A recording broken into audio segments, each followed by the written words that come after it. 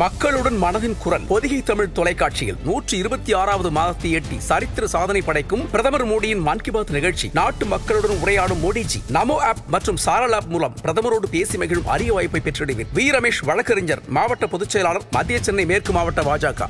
ஆச்சி Royal gulab jamun packs, ஒன்று வாங்கினால் ஒன்று இலவசம்.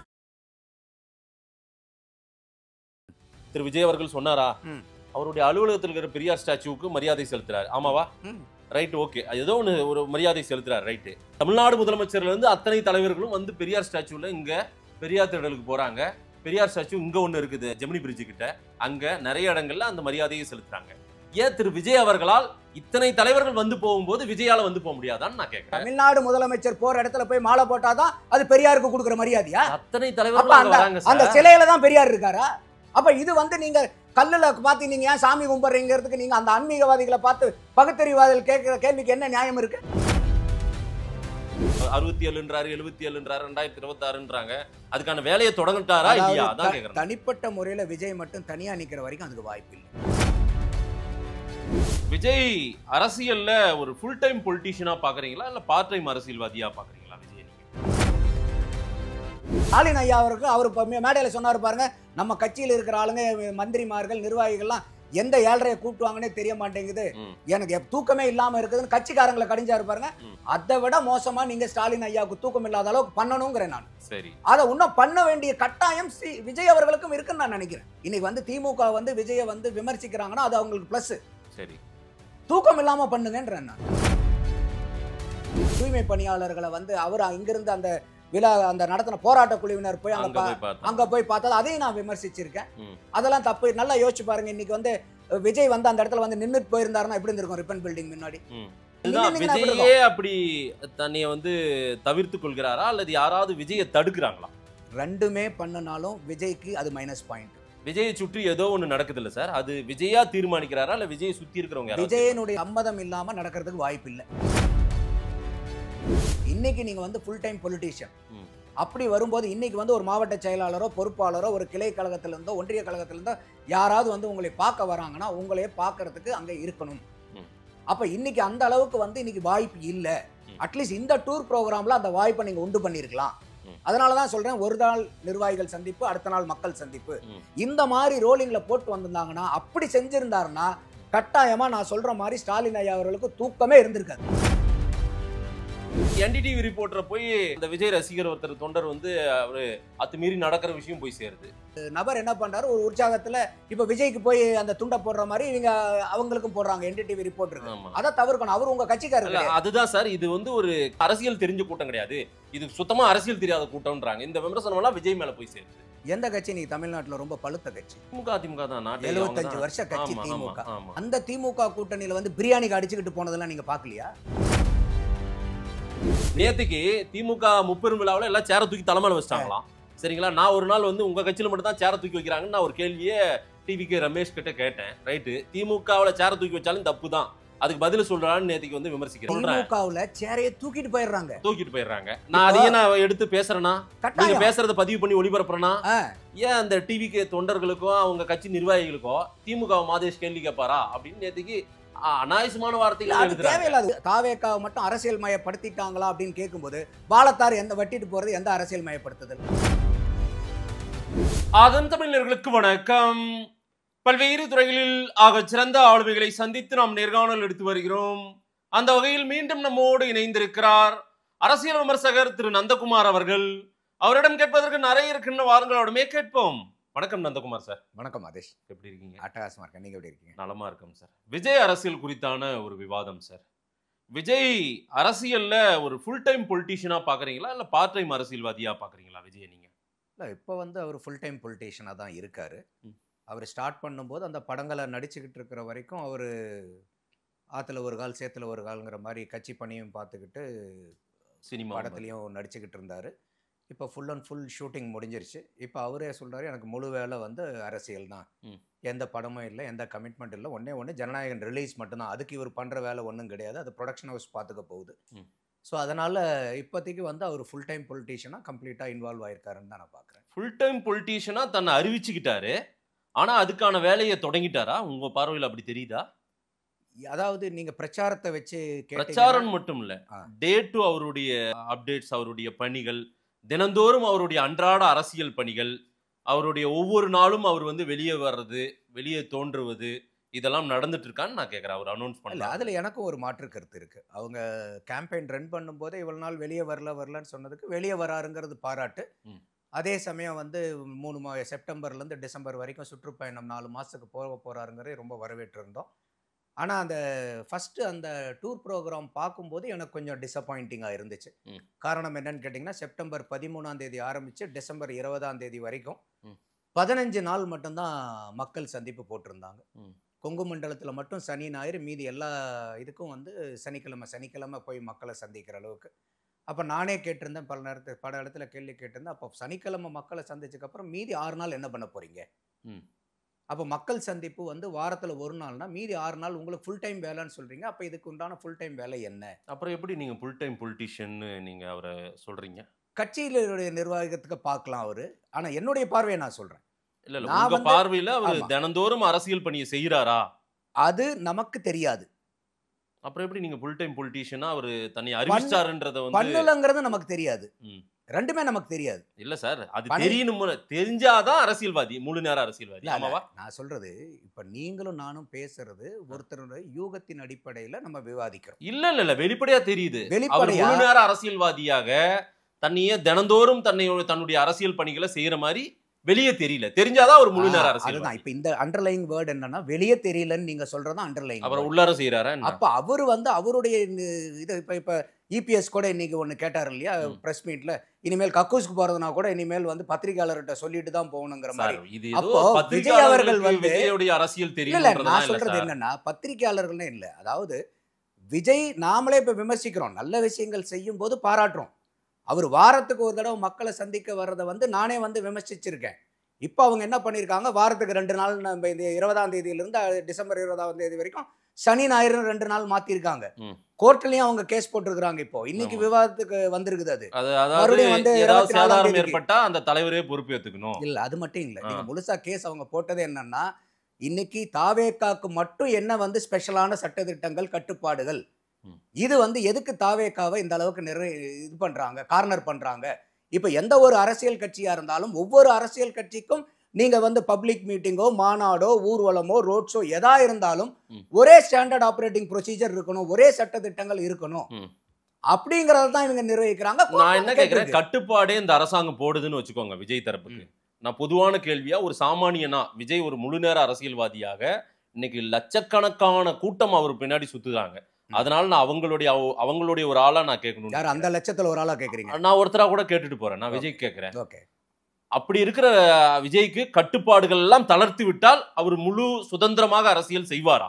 அப்பவாது அப்படி இல்லை. செய்வாரா? இப்ப நீங்க வந்து இப்ப ஏதோ ஒரு கட்டுப்பாடு இருக்குன்றீங்கல்ல நீங்க, அதையெல்லாம் தளர்த்தி விட்டால், ஒட்டுமொத்தமா அவர் ஃப்ரீ ஹேண்ட் விட்டுட்டா, தினந்தோறும் விஜய் எல்லா அரசியல் பணிகளையும் செய்வாரு, எல்லா அரசியல் போராட்டங்களையும் செய்வாரு, மக்களோடு மக்களா இருப்பாரு, தினந்தோறும் செங்கல்பட்டு போவாரு, திருத்தணிக்கு போவாரு, எங்க ஊர் ஊத்தங்கரை கிருஷ்ணகிரிக்கு போவாரு அப்படின்னு அவருடைய பணிகளை நாங்க பார்க்க முடியுமா? இல்ல, இது வந்து நான் வேற உதாரணம் உங்களுக்கு புரியுற உதாரணத்துல சொல்றேன். இப்ப நீங்க ஒரு யூடியூப் சேனல் ரன் பண்றீங்க. ம். இன்னைக்கு வந்து ஆயிரக்கணக்கான யூடியூப் சேனல்கள் இருக்குது. ம். ஆதனுக்குன்னு ஏதோ தனியா சட்டதிட்டங்கள் இருக்கா? அப்படியெல்லாம் ஒண்ணும் கிடையாது. இருந்துச்சுன்னா உங்களுக்கு அது ஏதுவா இருக்குமா, உங்களுக்கு இடைஞ்சலா இருக்குமா?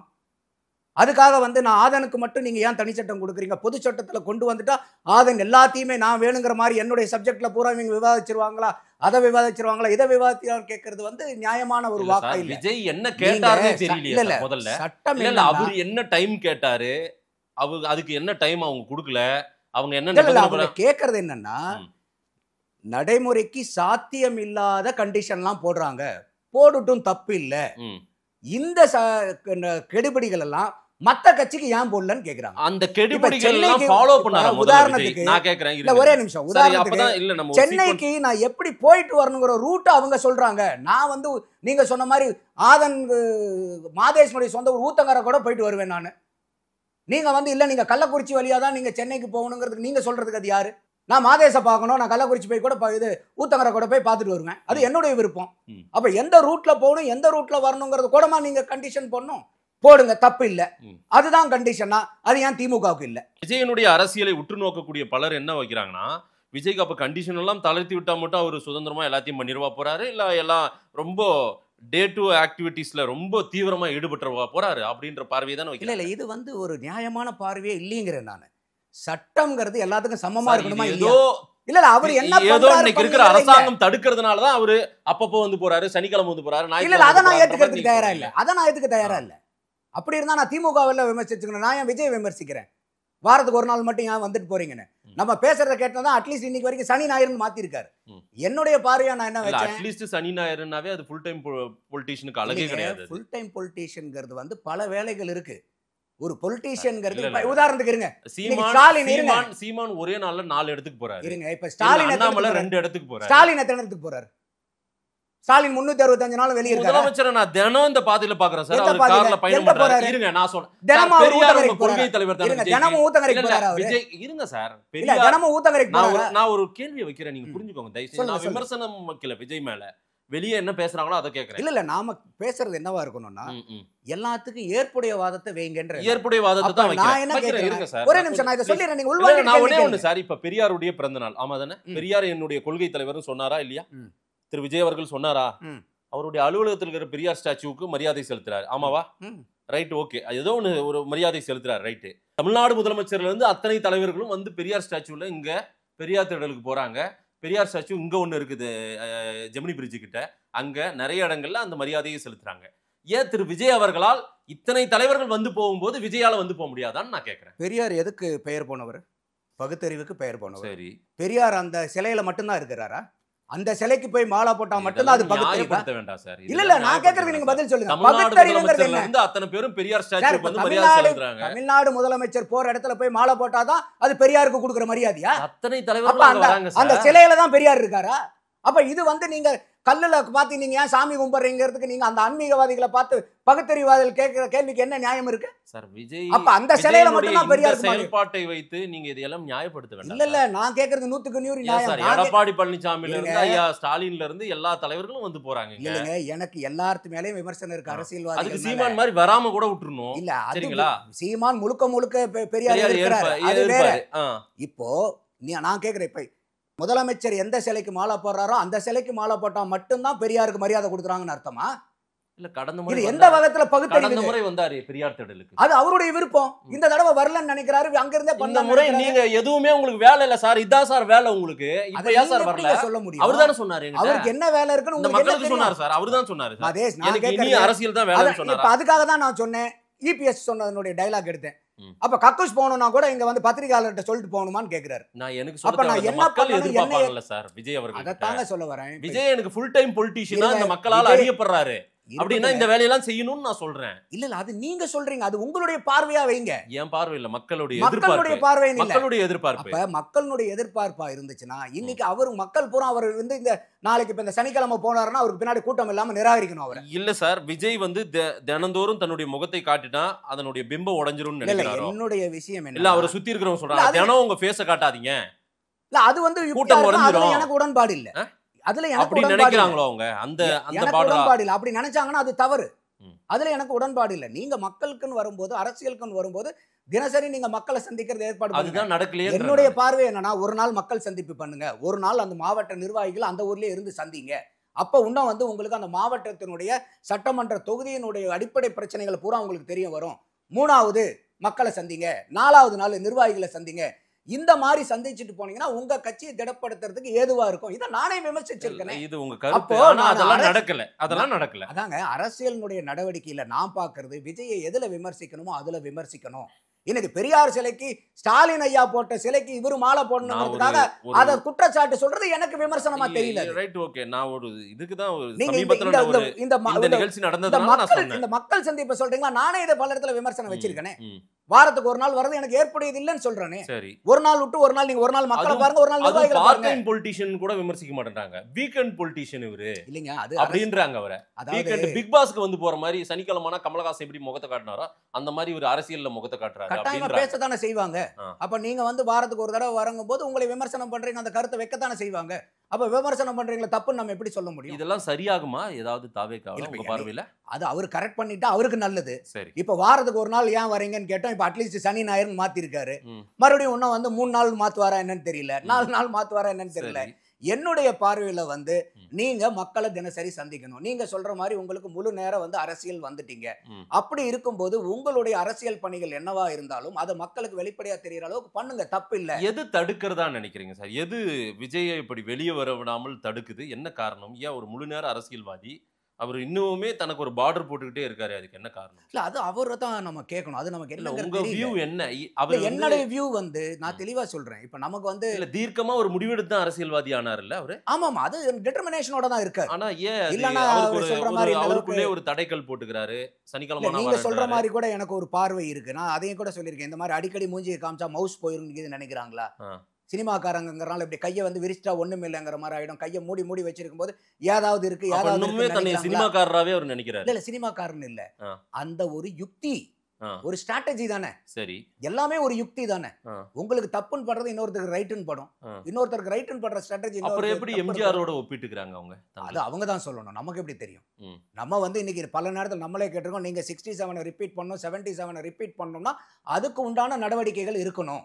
அதெல்லாம் இல்ல. கனவுகள் பெருசா இருக்கு, தப்பு இல்ல. அதெல்லாம் இருக்கா இல்லையா? இல்ல நமக்கு தெரியாது. நம்ம இனிமேல் வர வரத்தான் நான் உங்களை விமர்சகரா நான் கூப்பிட்டுருக்கேன். நீங்க சொல்லுங்க, அதெல்லாம் இருக்கா இல்லையா? 67ன்றாரு, 77ன்றாரு, 2026ன்றாங்க. அதுக்கான வேலையை தொடங்கிட்டாரா இல்லையா? அதான் கேக்குறேன். தனிப்பட்ட முறையில விஜய் மட்டும் தனியா நிக்கிற வரைக்கும் அதுக்கு வாய்ப்பு இல்ல, என்னுடைய அசஸ்மெண்ட். இல்ல அது கூட்டணி, அதே போல அலைன்ஸ் அதெல்லாம் விட்டுருங்க சார். அவருடைய செயல்பாட்டுல 67, 77க்கெல்லாம் முயற்சி பண்றாருல 2026க்கு, அதுக்கான வேலையை செய்யறாரா செய்யலையா? இல்ல அது நம்ம அவர் செஞ்சிட்டு இருக்கிறதா தானே நம்ம பாக்குறோம். இன்னைக்கு வந்து மக்கள் போறாரு, ஒரு இடத்துக்கு போகும்போது இவ்வளவு கூட்டம் வருது. மக்கள் பூராமே இன்னைக்கு வந்து என்னைக்காவது வந்து ஸ்டாலின் ஐயா அவர்கள் வந்து இந்த மாதிரி புதுசா வர்ற கட்சியை விமர்சனம் பண்ணி பார்த்துருக்கீங்களா? சரி. அவரே அதுல வந்து இந்த 30 விழாக்கு வந்து உடனே அவர் அங்க டூர் ப்ரோக்ராம்ல இருக்கும்போதே லெட்டர் எழுதுறாரு தொண்டர்களுக்கு. புதிதா வந்த கட்சிகளும்னு சொல்லி போடுறாரு, புது ஆட்களும்னு போடுறாரு. அப்ப அவரெல்லாம் ஏதோ ஒண்ணு வந்து டிஸ்டர்ப் பண்ணிருக்குன்னு தான் அர்த்தம். அப்ப எந்த விதமான டிஸ்டர்பன்ஸும் இல்லாம ஏன் வந்து ஸ்டாலின் ஐயா இன்னும் நிறைய டிஸ்டர்ப் பண்ண மாட்டேன்றாரு விஜய்? இன்னும் வேகத்தை கூட்டி பண்ணணுங்கிறதா என்னுடைய பார்வையும். இன்னும் வந்து தூக்கம் இல்லாம பண்ணுங்கன்ற நான். ஸ்டாலின் ஐயா அவருக்கு அவர் மேடையில சொன்னாரு பாருங்க, நம்ம கட்சியில் இருக்கிற ஆளுங்க, மந்திரிமார்கள், நிர்வாகிகள்லாம் எந்த 7:30 கூப்பிட்டுவாங்கன்னே தெரிய மாட்டேங்குது, எனக்கு தூக்கமே இல்லாம இருக்குதுன்னு கட்சிக்காரங்களை கடிஞ்சாரு பாருங்க. அதை விட மோசமா நீங்க ஸ்டாலின் ஐயாவுக்கு தூக்கம் இல்லாத அளவுக்கு பண்ணணுங்கிறேன் நான். சரி, அதை இன்னும் பண்ண வேண்டிய கட்டாயம் விஜய் அவர்களுக்கும் இருக்குன்னு நான் நினைக்கிறேன். அதை பண்ணணும் அவர். அவர் இன்னும் ஒரு இப்ப உங்களை பத்தி பார்க்க ஆரம்பிச்சிட்டாரு, விமர்சிக்க ஆரம்பிச்சிட்டாரு. இதே வந்து விஜய்க்கு ஒரு பிளஸ் தான் நான் பாக்குறேன். இன்னைக்கு வந்து திமுக வந்து விஜயை வந்து விமர்சிக்கிறாங்கன்னா அது அவங்களுக்கு பிளஸ். சரி, தூக்கம் இல்லாம பண்ணுங்கன்றேன் நான். அப்ப அதுக்கு நீங்க இன்னும் உங்களுடைய வேகத்தை துரிதப்படுத்துங்கன்றேன். நீங்க ஒவ்வொரு தடவையா நீங்க வந்து கொஞ்சம் கொஞ்சமா இம்ப்ரூவ்மெண்ட் இருக்குது. விஜய் கிட்ட இம்ப்ரூவ்மெண்ட் இல்லாம இல்ல. ஆனா நம்ம எதிர்பார்க்கறது என்னன்னா இன்னும் அதீத இம்ப்ரூவ்மெண்ட் வரணுங்கிறேன் நான். என்ன இம்ப்ரூவ்மெண்ட் சார்? இந்த 2024 அவர் பார்ட்டி தொடங்க பிப்ரவரி 2024 2 வருஷத்துக்கு மேல ஆயிப்போச்சா? 2 வருஷம் ஆயிப்போச்சு. 1.5 வருஷம். அடுத்த 2 வருஷத்துல விரல் விட்டு எண்ணிரலான்ற விமர்சனத்தை வைக்கிறாங்க. விஜய் வெளியில வந்த ப்ரோகிராம்ஸோ, அவருடைய போராட்ட காலமோ, அவர் மக்களுக்காக பேசுனதோ, இங்க சமூக பிரச்சனையை பேசுனதையோ விரல் விட்டு எண்ணக்கூடிய அளவுக்கு தான் இருக்கு இந்த 1.5-2 வருஷத்துலன்றாங்க. அது நானே சொல்லியிருக்கேனே மதேஷ். அவர் வந்து ஏதோ ஒரு தடுப்பணையை தனக்காக கட்டிக்கிட்டே பயணிக்கிறாரு. அது அவருக்கு தான் கேட்கணும். அது வந்து பாத்தீங்கன்னா அவருக்கு நல்லது இல்ல. நானே சொல்லியிருக்கேன், பரந்தூருக்கு வெளியே வந்தாரு, இந்த லாக்அப் டெத்துக்கு வந்தாரு. அதுல கூட லாக்அப் டெத்துக்கு வந்ததுக்கு நான் பாராட்டினேன். என்ன காரணம்னா வெறும் அஜித் குமாருக்கு மட்டும் இல்லாம அதுக்கு முன்னாடி நடந்த இந்த 24 மரணங்களையும் எடுத்து பண்ணாரு. அதுல கூட விமர்சனங்கள் இருந்துச்சு. 3 நிமிஷம் மட்டும் தான் பேசினாருன்னு. அவர் எத்தனை நிமிஷம் பேசுறாங்கிறது முக்கியம் இல்ல. அதை வந்து அந்த பிரச்சனையை பொது வெளியில பேசுபடு பொருள் ஆக்கப்படுதா, மக்கள் கிட்ட அந்த பிரச்சனை விவாதிக்கப்படுதா, அதுல அவர் ஜெயிச்சாரு. ஆனா அதே நம்ம விமர்சிச்சிருந்தோம், வெள்ளத்துல வந்து பனையூர்ல கூட்டு நிவாரணம் கொடுத்ததை விமர்சிச்சிருந்தோம். அதே மாதிரி தூய்மை பணியாளர்களை வந்து அவர் இங்கிருந்து அந்த விழா அந்த நடத்தின போராட்ட குழுவினர் போய் அங்க போய் பார்த்தா அதையும் நான் விமர்சிச்சிருக்கேன்.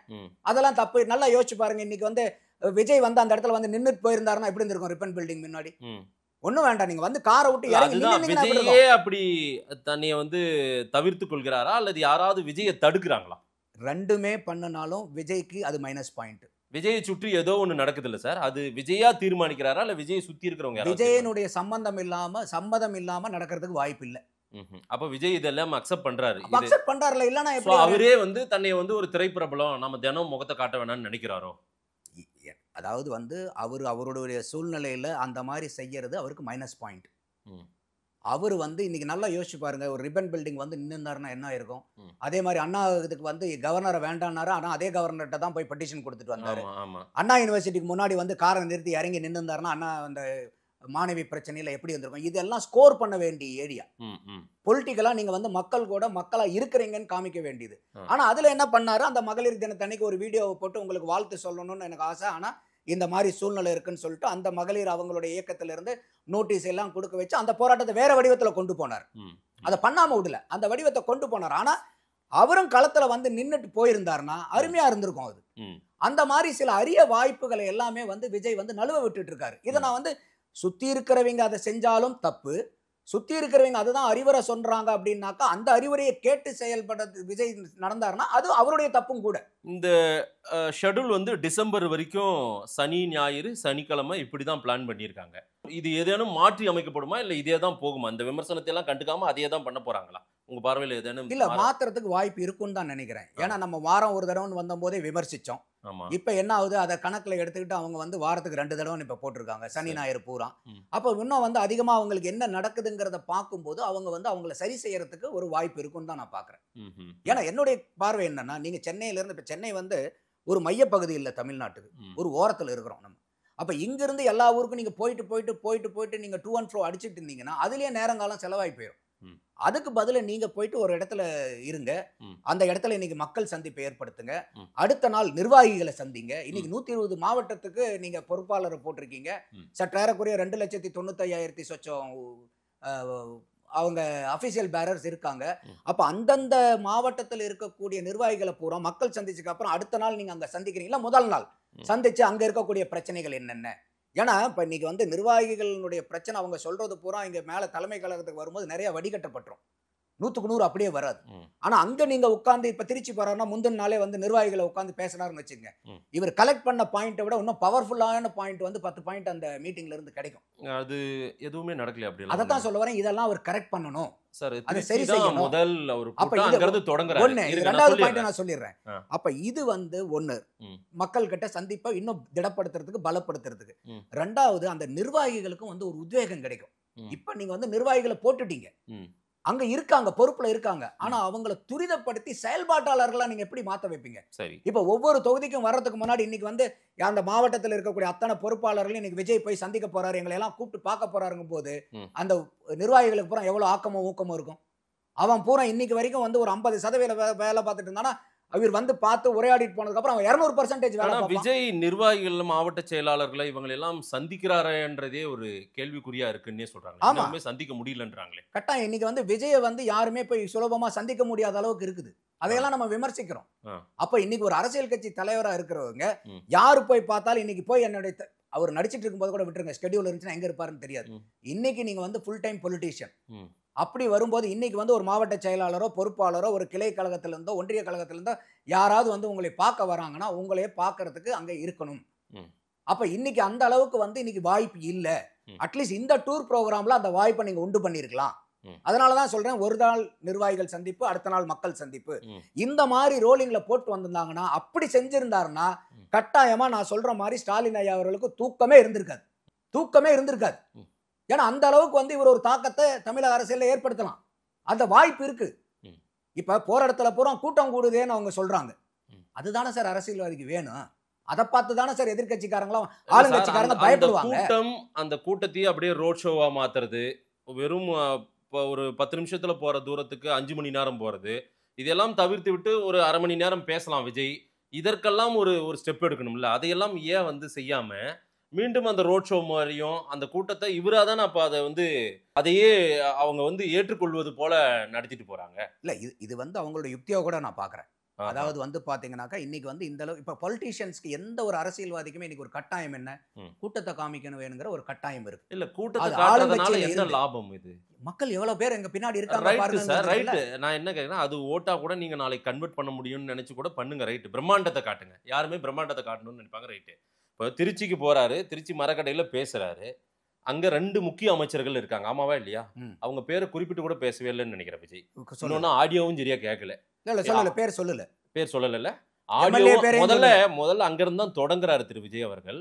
அவருடைய அந்த முதல் அந்த பிரச்சார பேச்சு வந்து அங்க வந்து தொடங்குறது வந்து அருமையா இருக்கணும். சூப்பரா அங்கிருந்து எழுச்சியோட தொடங்கி இருக்கணும். அங்க ஸ்பீக்கர் ஒர்க் ஆகல, எதுவுமே இல்லைன்னு நிறுத்தி இருக்கணும். ஸ்பீச்சை நிறுத்திட்டு கூட வண்டிக்குள்ள அவர் போயிருக்கலாம். போயிட்டு ரிட்டர்ன் மறுபடியும் அதை ஏற்பாடு செஞ்சு கூட மறுபடியும் பேசிருக்கலாம். ஆமாவா இல்லையா? இல்ல அங்க 8 மணி நேரம் 6 மணி நேரம் காத்திருந்தவங்க ஏன் ஒரு 10 நிமிஷம் காத்திருக்க மாட்டாங்க? நடந்தது என்னன்னாங்க, ஃபர்ஸ்ட் அவர் பேசுறது வந்து அந்த ஆடியோ அவுட்புட் நம்ம மீடியால பாக்குறவங்களுக்கு பூரா கிளியரா கேட்டுச்சு. அங்க இருக்கிறவங்களுக்கு கேட்கல.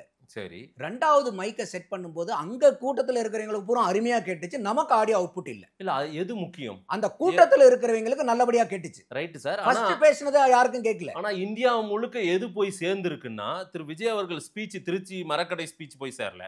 ஆனா அரியூர்ல பேசினதை நம்ம தெளிவா கேட்டோம். அதை சரி பண்ணிருக்கோம். அங்க இருந்தா தொடங்குனது. அதை என்ன பண்ண, ஆனா அங்க எது போய் சேர்ந்துருக்குன்னா என்டிடிவி ரிப்போர்ட்டரை போய் ஒரு அந்த விஜய் ரசிகர் ஒருத்தர் தொண்டர் வந்து அவரு அத்துமீறி நடக்கிற விஷயம் போய் சேருது. எது போய் சேரணுமோ அதை சேர விடாமல் சரிப்படுத்த முடியாத ஒரு பார்ட்டி மாதிரி வந்துருச்சுல்ல அந்த இடத்துல. கட்டாயமா இதெல்லாம் அவங்க தவிர்த்திருக்க வேண்டியது. ஒரு ரிப்போர்ட்டர் கிட்ட அவர் வந்து பாக்குறது வந்து துண்ட போடுறாரு. ஆமா. இவங்க சொல்ற மாதிரி துண்ட போட்டு கழுத்தெல்லாம் இழுக்கல. இல்ல அத வந்து இவங்க எக்ஸாஜரேட் பண்றாரு. இல்ல இத வந்து இவங்க எது ஆளுங்கட்சிக்காரங்க அதை வந்து விமர்சிக்கிறாங்க. அவரு அந்த நபர் என்ன பண்றாரு, ஒரு உற்சாகத்துல இப்ப விஜய்க்கு போய் அந்த துண்ட போடுற மாதிரி இவங்க அவங்களுக்கும் போடுறாங்க என்டிடிவி ரிப்போர்ட்டர். அதை தவிர்க்கணும். அவர் உங்க கட்சிக்காரங்க. அதுதான் சார். இது வந்து ஒரு கட்டுப்பாடற்ற ஒரு கூட்டம்ன்ற மாதிரி விஜய் உருவாக்குறாருன்னு ஒரு விமர்சனத்தை வைக்கிறாங்க எல்லாருமே. அதாவது இது கட்டுப்படுற கூட்டம் கிடையாது, இது அதே போல அரசியல் தெரிஞ்ச கூட்டம் கிடையாது, இது சுத்தமா அரசியல் தெரியாத கூட்டம்ன்றாங்க. இந்த விமர்சனம் எல்லாம் விஜய் மேல போய் சேருது. எந்த கட்சி நீ தமிழ்நாட்டுல ரொம்ப பழுத்த கட்சி? திமுக தான். 75 வருஷ கட்சி திமுக. அந்த திமுக கூட்டணியில வந்து பிரியாணிக்கு அடிச்சுக்கிட்டு போனதெல்லாம் நீங்க பாக்கலையா? அதெல்லாம் அரசியல் மயப்பட்டுச்சா? பிரியாணி கடிச்சுக்கிறாங்க சார். இவனாச்சும் ஒரு ஆர்வத்துல கட்சி துண்டை இன்னொரு ஆள் மேல போட்டு அவனையும் கட்சி ஆளா பார்க்கணும்னு நினைக்கிறான். பட் அதுக்குன்னு இந்த ஒப்பீட்டு அளவுல நம்ம இதெல்லாம் ஆதரிக்க வேண்டாம். இதெல்லாம் களை எடுக்கணும். அதனாலதான் சிறப்பா சொல்றேன் உங்களுக்கு. அதை நான் வந்து தேவையில்லாத விஷயம் சொல்லிட்டு தான் இதை சொல்ல வரேன். அப்ப இதை வந்து நீங்க பேசுறது எப்படி இருக்குன்னா, இப்ப திமுக இருக்கிறவங்க பூரா 75 ஆண்டு கால ஆன கட்சி பூரா இன்னைக்கு வந்து அருமையா அரசியல் படுத்திட்டாங்க, அத்தனை மெச்சூரிட்டி இருக்குதுங்க. பிரியாணிக்கு ஏன் போய் அடிச்சுக்கிறீங்க? காங்கிரஸ் மீட்டிங் நடக்கும்போது பேசிட்டு இருக்கும்போது கல்யாண மண்டபத்தில் அந்த கண்ணாடி கதவை உடச்சிக்கிட்டு சோத்துக்குள்ளார போகலையா? திருவண்ணாமலையில் நடந்த பூத் கமிட்டி ஏஜென்ட்டுக்கு வந்து இன்டர்வல்ல வந்து ஒரு கண்ணாடியை நீங்க படத்தை போட்டு காமிக்கலையா திமுக கூட்டத்தில்? இதுதான் நீங்க அரசியல் படுத்துற லட்சணமா? ஒரு கண்ணாடி வந்து என்ன அரசியல் பாடமா? அது என்ன பேசிட்டு இருக்கீங்க நீங்க? அப்படி இல்ல. நம்ம வந்து இப்போ இன்னைக்கு தாவேகாவை வந்து ஒரு அளவுகோல் வச்சு அளக்குறீங்கன்னு வச்சுக்கோங்க. அதே அளவுகோலை வச்சுட்டு திமுக வளங்க. ரைட்டு.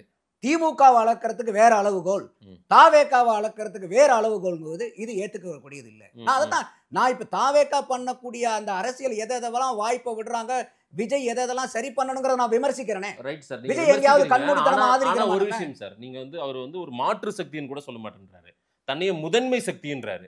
முதன்மை சக்திக்கு உண்டான அந்த அதற்கான எல்லாமே அவர்கிட்ட இருக்கான்றது, அந்த குவாலிட்டி இருக்கான்றதே சந்தேகமா இருக்கு. இல்ல, உங்களுடைய ஆதங்கம் எனக்கு புரியுது. இன்னும் வந்து ஒரு முதன்மை சக்தியா வரலான்னு நீங்க ஆதங்கப்படுறீங்க. நான் சொன்ன உடனே இவங்க ஏதோ விஜய் கேள்வி கேட்கறான்றாங்க.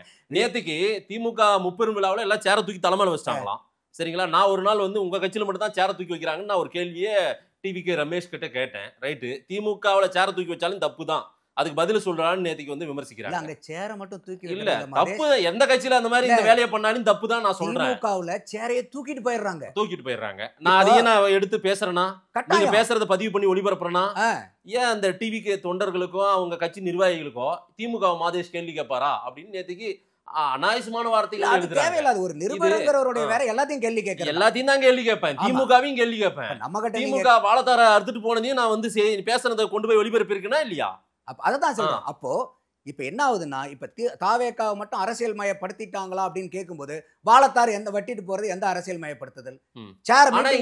கூடுதலா கொஞ்சம் இம்மெச்சூர்ட் இருக்கு அப்படின்ற மாதிரி சொல்றாங்க. இல்ல அதைத்தான் நான் ஏத்துக்கலைங்கிறனால. அப்ப நீங்க தாவேகா மேல வைக்கக்கூடிய குற்றச்சாட்டுன்னா அதை பூரா நீங்க திமுக மேலயும் வச்சாகணும். இவங்க நாச்சுக்கு 1.5 வருஷ கட்சிங்க. முதன்மை சக்தி சார். நான் வந்து அது அவங்க சொல்றது சக்தி கூட முதன்மை சக்தி கிட்ட அந்த பொசிஷனுக்கு கொண்டு வரணும்னா விஜய் தான் ஒர்க் பண்ணணும். ஆமா தானே? விஜய் சொன்னால் கட்டுப்படணும்.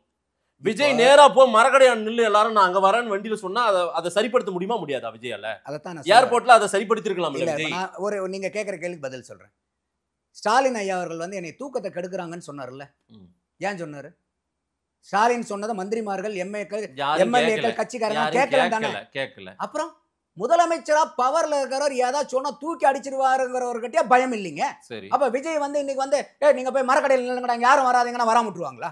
விஜய் கிட்ட பவர் இருக்கா? இன்னைக்கு விஜயால என்ன இந்த கூட்டத்தை தன்வயப்படுத்த முடியும்னே தெரியல எங்களால. நான் சொல்றேன். நான் அப்ப முடியாதுல்ல, கட்டாயம் முடியாது. அத காவல்துறை கையில எடுக்கணுங்கிறேன் நான். இப்ப என்னுடைய பார்வை காவல்துறை எடுத்தாதான் நீங்க கட்டுப்பாடு போடுறாங்கன்னு ஏகப்பட்ட ரூல்ஸ் எல்லாம் சொல்றீங்க. யாருக்கு இல்லாத கட்டுப்பாடு எங்களுக்கு மட்டும் இருக்கு. நாங்க எல்லாருக்கும் போடுற கட்டுப்பாடு தான் இவருக்கு போடுறோம்னு திரு கமிஷனர் அருண் சொல்றாரு. அப்படி இருந்தா ஏன் நீதிமன்றம் இன்னைக்கு அந்த கேள்வியை கேக்குது? நீதிமன்றம் ஏன் கேட்கறாங்க எல்லாத்துக்கும் ஒரே கட்டுப்பாடு வைங்க ஏன் சொல்றாங்க நீதிமன்றம்? எந்த இடத்துல அந்த மாதிரி இருக்குது? அப்ப நீங்க வெக்க சட்டம்ங்கிறது நமக்கு ஒன்னா இருக்கணும். அப்ப காவல்துறை என்ன பண்ணும்? இந்த மாதிரி வந்து ஏர்போர்ட்ல இருந்து பஸ்ல வரீங்க, பஸ் வந்து அங்க ஏர்போர்ட்டுக்கு வரக்கூடாது. நீங்க உங்களுக்கு தெரியாம வேற ஏதோ ஒரு வண்டியில தான் நீங்க போகணும். இதையும் கட்டுப்பாடுன்னு தான் சொல்ல போறாங்க. அதை நம்ம ஏத்துக்க முடியாது. காவல்துறை கடமையை செய்யறதுல தாவேகாக்காரங்க குறுக்கீடு பண்ணாங்கன்னா அது 23 நிபந்தனைகள் திரு விஜய் அவர்களுடைய கூட்டத்துக்கு திருச்சியில போட்டாங்கல்ல, அது ஒட்டுமொத்தத்தையும் அவர் ஃபாலோ பண்ணாரான்றதே பெரிய கேள்விக்குறிதான். காவல்துறை கிட்ட நம்ம லிஸ்ட் எடுத்து கேட்டோம்னாவே இல்லைங்க இங்கெல்லாம் இதெல்லாம் பண்ணாங்க இதெல்லாம் பண்ணாங்க அப்படி சொல்லுவாங்க. உங்களுக்கு கொடுத்ததே 10:30 மணிக்கு பேச சொல்லி மரக்கடையில் பேச சொல்லி உங்களுக்கு டைம் கொடுத்தாங்க. நீங்க போனதே 2 மணி 2:30க்கு தான் போனீங்க. சரிங்களா? ஆமாவா?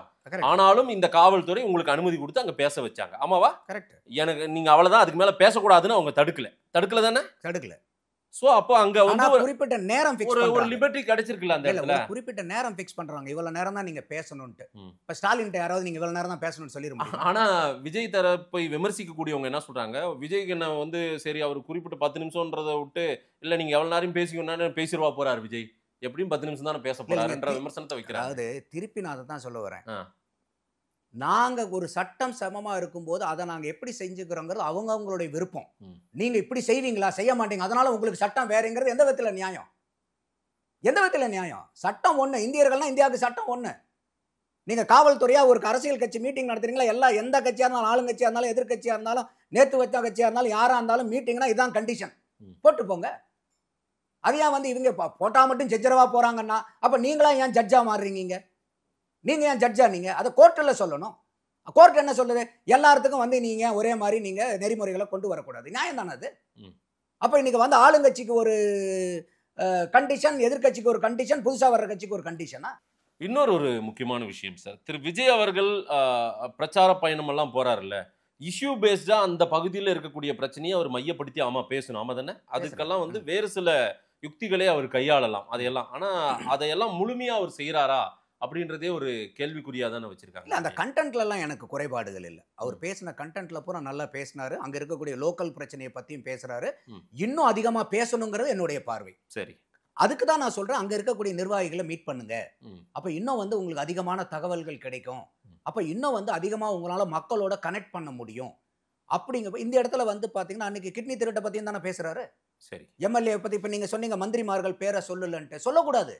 சொன்னா அவங்க பெரிய ஆள்னு அர்த்தம். வெறும் மந்திரிங்கும் போது திருச்சியில யார் மந்திரிங்க 2 பேர் இருக்காங்கன்னு யாருக்கும் தெரியாதா? உங்களுக்கு தெரியாதா? எந்த 2 மந்திரியை சொல்றாருன்னு தெரியாதா?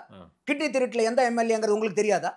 எந்த ஆஸ்பத்திரியை சொல்றாருன்னு உங்களுக்கு தெரியாதா? அவங்க பெரிய ஆளாயிருவாங்க இவங்க பெரிய ஆளாயிருவாங்கன்னு யார் பேரையும் விஜய் சொல்லாம போனா என்ன சார் இது? இல்லைங்க, அது நீங்க வெளிப்படையா பேசுங்க சார். நீங்க ஏன் அப்புறம் ஸ்டாலின் அவர்கள் வந்து புது கட்சின்னு ஏன் சொல்றாரு? நேத்து வந்தவங்க ஏன் சொல்றாரு? விஜய் தாவேக்கான்னு சொல்ல வேண்டியதானே அவரு? அந்த இடத்துக்கு அவங்கள ஒப்பிட்டு பார்க்க மாட்டேன்றாரு. தனக்கு நிகரானவங்க இவங்க இல்லன்றாரு. அதேதான் அவரு நினைக்கிறார். நான் ஒரு கட்சி தலைவனா விஜய் இருக்கும்போது அந்த மாவட்டத்தை சேர்ந்த 2 அமைச்சர்களோ இந்த எம்எல்ஏவோ எனக்கு ஈக்குவல் இல்லைன்னு அவர் நினைக்கிறாரு. இது எப்படி வம்பா இருக்கு? அவர் ஸ்டாலின் ஐயா அவருக்கு நினைக்கிறதுக்கு உரிமை இருக்கு, விஜய் அவர்கள் நினைக்கிறதுக்கு உரிமை இல்லையா? விஜய் வெளிப்படையா பேசணும் சார். ஏன் ஸ்டாலின் வெளிப்படையா பேச வேண்டியதானே சார்? ஏங்க முதலமைச்சர் வெளிப்படையா ஏன் நீங்க பேச? ஏற்கனவே அதிகாரத்தை ருசி பார்த்தவங்க சார். இவர் அதிகாரம் என்ன வேணா பண்ணலாமா? அப்படி கிடையாது. அப்ப அதிகாரத்துல இருக்கிறவங்க ருசி பார்த்தீங்க என்ன வேணா பண்ணலாம். எனக்கு நிகரானவங்க இல்லன்றாங்க அவங்க. அதேதானே இவரும் சொல்றாரு. அதேதானே இவரும் சொல்றாரு. சிஎம் சார்னு பேர் சொல்றாரா இல்லையா? சிஎம் சார சொன்னாரா இல்லையா? அப்ப அவருக்கு ஈக்குவல் பண்ணிக்கிறாரு. நான் அவரை பத்தி சொல்லுங்க. ஒரு நாளைக்கு 4 முறை பத்திரிகையாளரை சந்திக்கிறாரு சார். அண்ணாமலை 2 முறை சந்திக்கிறாரு சார். ஐயா ஸ்டாலின் அவர்கள் 2 முறை சந்திக்கிறாரு. சரிங்களா? அது பல விமர்சனங்களையும் வைக்கிறாங்க. ஐயா ஸ்டாலின் அவர்களுக்கு ஏதோ கொடுக்குறாங்க பேசுறாங்க, விமர்சனமாவது வருது. நீங்க எதையுமே சந்திக்க மாட்டேன்றீங்களே, அது ஒரு சிக்கல் இருக்குல்ல. அதை எப்ப அதெல்லாம் பிரஸ் பார்க்கணும். பிரஸ்ங்கிறது யாரு? நீங்க சொல்ற மாதிரி வந்து ஒரு மக்களுடைய கேள்விகளை கேட்கக்கூடியவங்க, மக்களை கனெக்ட் பண்ணக்கூடிய ஆட்கள், மக்களுக்கும் இதுக்கும் கனெக்ட் பண்ணக்கூடிய ஆட்கள். ஆனாலும் இன்னைக்கு என்ன நடக்குதுன்னா சில நேரத்துல வந்து சில பேர் வந்து எடக்க முடக்கான கேள்விகளை வந்து கேட்கறாங்க. இது வரதான் சார் செய்யும். இல்ல, இதை நான் சொல்றேன் உங்களுக்கு. இப்ப பல பேர் பேசும்போது கேள்விகள் வந்து திரித்து கேட்கப்படுது. அன்புமணிகிட்டையும் இதே மாதிரி கேட்கப்படுது, அவரும் கேட்கிறாரு நீங்க எந்த மீடியான்னு கேக்குறாங்க. அண்ணாமலை கிட்டையும் கேட்கப்படுது, அவரும் கேட்கிறாரு நீங்க எந்த மீடியான்னு. விஜயகாந்தை இப்படி பேசி பேசியே விஜயகாந்தை வந்து எவ்வளவு தூரம் துன்புறுத்தினாங்க பிரஸ் மீடியாக்காரங்கன்னு நம்ம பார்த்துக்கிட்டு தான் இருக்கோம். அதுக்காக விஜய் வந்து பத்திரிகையாளர்களை சந்திக்காம கடந்து போறது இல்ல. அதற்கு இவங்க வந்து வாய்ப்பு ஏன் நம்ம ஏற்படுத்தி கொடுக்கணும்னு நினைக்கிறாங்க. அதுவும் தவறு. மீடியாக்காரங்க செய்யறதும் பல பேர், எல்லாத்தையும் நான் சொல்லல, சில பேர் பண்ணக்கூடியதும் சில தவறுகள் செய்யறாங்க. அப்ப இந்த இடத்துல ரெண்டையுமே கரெக்ட் பண்ணணும்னு நான் பாக்குறேன். ஒரு பக்கம் மட்டும் நம்ம வந்து தவறு சொல்றது வந்து நியாயம் இல்ல. மக்கள் கூடிடுவாங்க, நம்மள வந்து கட்டி பிடிப்பாங்க, நம்மள வந்து நம்ம ரசிகர்கள் வந்து சூழ்ந்துப்பாங்க இப்படின்னு பார்த்தாலும் நம்மளால வெளிய அரசியல் பண்ண முடியாது. இல்ல அதுக்கு வந்து பத்திரிகையாளர்களை சந்திச்சா அதுல வந்து எடக்கு முழுக்கா கேள்வி கேட்பாங்க, இல்லனா எனக்கு ஆதரவா எதிர்ப்பா கேள்வி கேட்பாங்க, இப்படினால எதிர்பார்த்தாலும் பத்திரிகையாளர் சந்திக்க முடியாது. நீங்க சொல்றதுல இது எல்லாமே இது வந்து தன்னை வந்து ஒரு குவாலிட்டி பர்சன்றதை நிரூபிக்க முடியாமல் இப்படியே கடந்துட்டு போறது தான். அப்போ இல்ல இதுல நீங்க சொல்றது எனக்கு வந்து மாற்று கருத்து இருக்கு. நீங்க ரெண்டு சொல்றீங்க, ஒன்னு ரசிகர்களை வந்து நெருங்க விடாம பண்றதுங்கிறீங்க, ரெண்டாவது வந்து பத்திரிகையாளர் சந்திப்பு. பத்திரிகையாளர் அவரை சந்திக்கலைங்கிறது எனக்கு விமர்சனம் இருக்கு, அவர் மேல சந்திக்கணுங்கிற மாறுபட்ட கருத்து இல்லை. ஆனா இன்னைக்கு வேற எந்த அரசியல் கட்சி தலைவரை விடவும் அந்த ரசிகர்களை நெருங்க விடுறது விஜய். அதுல எனக்கே விமர்சனம் இருக்கு. அன்னைக்கு அந்த மாநாட்டில், மதுரை மாநாட்டில் ரேம்ப்ல அவங்க பவுன்சர்லாம் வந்தபோது கூட இவர் போய் எல்லாத்துக்கிட்டையும் வந்து போய் பார்த்தாரா இல்லையா? வரவங்களை பூரா நெருங்க விடுறாரு, அவர் அதை என்கரேஜ் பண்றாரு. நானே சொல்றேன் அதை என்கரேஜ் பண்ணாதீங்கன்ற. அப்ப வந்து நம்ம போனா தலைவர்கிட்ட துண்டு போடலாங்கிற எண்ணத்துல எல்லாருமே அந்த ஆசையில வராங்க. அப்ப அங்க இருக்கக்கூடிய பவுன்சர்களுக்கு அந்த இடைஞ்சலா மாறுது. சரி, அப்ப இந்த இடத்துல வந்து இல்ல மக்கள் வந்துட்டா நம்மளை கட்டி பிடிச்சிருவாங்க, நம்ம கிட்ட வந்துருவாங்க, நெருங்கிடுவாங்கன்னு பயப்படல விஜய். அதுக்கு பயந்த ஆள் இல்ல அவரு. அவர் நல்லாவே நம்ம ஒவ்வொரு இடத்துலையும் பாருங்க, ரசிகர்கள் அவர் ஏதுவா அவர் அணுகும் போது கூட தடையை மீறி போறாங்க. அப்பயும் கூட வந்து அவர் இருந்து சொல்லிட்டு அவங்களை என்கேஜ் பண்றாரு. அவங்கள வந்து வராதிங்கன்னு தள்ளுல. எல்லா இடத்துலையும் அவங்கள வந்து பார்க்க வரவங்களுடைய அந்த நோக்கத்தை புரிஞ்சுக்கிட்டு, அந்த அன்பை புரிஞ்சுக்கிட்டு, சரி சரி வாங்க வாங்க கொடுங்க கொடுங்கன்னு அவங்க கொடுக்குற மாலையாகட்டும் வாங்கி போட்டுக்கிறாரு, அந்த துண்டாகட்டும் வாங்கி போட்டுக்கிறாரு, செல்ஃபி எடுக்கணுமா எடுத்துக்கிறாரு. இது கூட இருக்கிற பவுன்சர்களுக்கு பிரச்சனை, பாதுகாப்புல இருக்கிறவங்களுக்கு பிரச்சனை. ஆனா எந்த இடத்துலயும் விஜய் எந்த இடத்துலயும் ரசிகர்களை நெருங்காம அவர் வந்து விலகி போறாருங்கிறது சரியான வாதம் இல்ல. விஜய் அவர்கள் அரசியல் குறித்தான விமர்சன பார்வையில நான் அந்த கேள்வி வைக்கணும்னு நினைக்கிறேன். அவர் மேல என்னென்ன பார்வை வச்சிருக்காங்களோ அதை தான் நான் கேள்வியா வைக்கணும்னு நினைக்கிறேன். அதை நான் மீண்டும் ஒரு முறை பதிவு செய்யறேன். விஜயை சுற்றி இருக்கும் அந்த கூட்டம் அது இன்னமும் ரசிகர்களா மட்டுமே இருக்குங்களா, தொண்டர்களா மாறலையா? இன்னைக்கு இது வந்து எல்லா கட்சிக்குமே இருக்கக்கூடிய பிரச்சனை தான். நான் விஜய்க்கு தாவேகாவை மட்டும் கேக்குறேன். காவேகான் நீங்க தனிப்பட்ட கட்சியை எப்படி யாருக்கு இந்த மாதிரி ரசிகரா இருக்காங்க? எந்த ஒரு கட்சியா இருந்தாலும் இப்ப இன்னைக்கு அதிமுக வந்து உருவாகும் போதும் எம்ஜிஆருக்கு பின்னாடி வந்து கட்சிக்காரங்களும் வந்தாங்க, ரசிகர்களும் வந்தாங்க. விஜயகாந்த் கட்சி ஆரம்பிக்கும் போதும் தொண்டர்களும் வந்தாங்க, ரசிகர்களும் வந்தாங்க. ரசிகர்களும் கமலஹாசன் ஆரம்பிக்கும் போதும் ரசிகர்களும் வந்தாங்க, தொண்டர்களும் வந்தாங்க. இது ரசிகர்களும் தொண்டர்களும் மாதிரி தெரியல. இல்ல இன்னமுமே ரசிகர்களாக மட்டுமாவே இருக்கு. இல்ல இது வந்து நீங்க மத்தவங்க விமர்சனம் சொல்லி கேக்குறீங்க, கேள்வியை நியாயமா கேக்குறீங்க. ஆனா இது வந்து ஒரு காழ்ப்புணர்ச்சியில வைக்கக்கூடிய கேள்வியாவும் நான் பாக்குறேன். நீங்க இல்ல விமர்சனத்தை வைக்கிறீங்களே.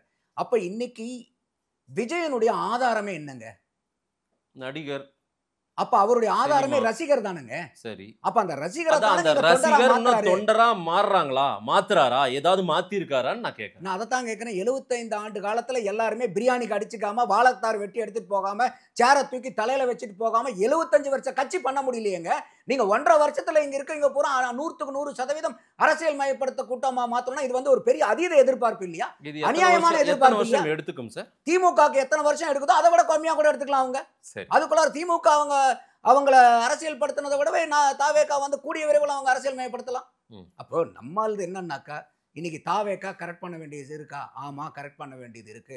ஆனா ஒட்டுமொத்த மத்த இருக்கக்கூடிய இப்ப இருக்க ஆட்சி செய்யக்கூடிய கட்சி எல்லாம் சூப்பர் டூப்பரா இருக்கிற மாதிரி அங்க இருக்கக்கூடிய ஒவ்வொருத்தரும் அப்படியே அரசியல் சீமான் தான் சொல்லுவாரு, எனக்கே மண்டையில மூளை பூரா பிதுங்கிட்டு ஊத்துறா அப்படின்றாரு. அந்த மாதிரி அங்க என்னமோ அரசியல் அறிவு பூரா திமுக இருக்கிறவங்களுக்கு பூரா சொட்டு சொட்டுன்னு எல்லா பக்கமும் சொட்டு நவத்வாரங்கள் வழியா வெளியே வர மாதிரி நீங்க பேசுறீங்க. அதை ஏத்துக்கிறதுக்கு இல்ல. அப்ப 75 ஆண்டு கால கட்சியை இன்னும் வந்து 100க்கு 100 அரசியல் வயப்படுத்த முடியாத சூழ்நிலையில இருக்கும் போது வெறும் 1.5 வருட ஆன கட்சி கிட்ட இதை நீங்க எதிர்பார்க்கிறது ஒரு அநியாய எதிர்பார்ப்பாவும் அதீத எதிர்பார்ப்பாவும் இல்லையா?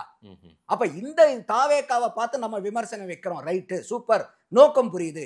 இந்த நோக்கத்தை ஏன் வந்து திமுகவோ ஆளுங்கட்சியை பார்த்து நம்ம கேட்க மாட்டேங்கிறோம்? ஏன் வந்து பிரியாணிக்கு இப்படி அடிச்சுக்கிட்டு ஓடுறீங்க? நிறைகளை விட குறைகள் தான் அதிகமா இருக்குன்றாங்க.